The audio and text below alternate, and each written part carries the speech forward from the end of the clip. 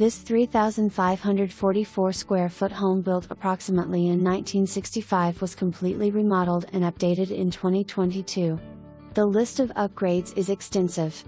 In addition to all updated electrical wiring with new switches, new receptacles, including GFI outlets, and new LED lighting, a new roof, 2 new HVAC units, new crown molding, new baseboards, and new paint, the kitchen cabinets were refinished with all new hardware, new countertops were installed, a new sink and faucet were installed, and a new tile floor was installed.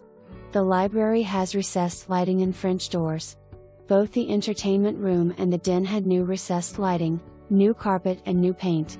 The dining room and formal living room both got new paint, updated lighting and new drywall. The master bedroom closet is huge and got new carpet, updated lighting, a new mirror and a new, custom closet organizer was installed. The master bath got new tile flooring, new shower walls, new vanity top with 2 new sinks. In the garage, new cabinets were installed and a new waterproofing system was installed with a lifetime warranty.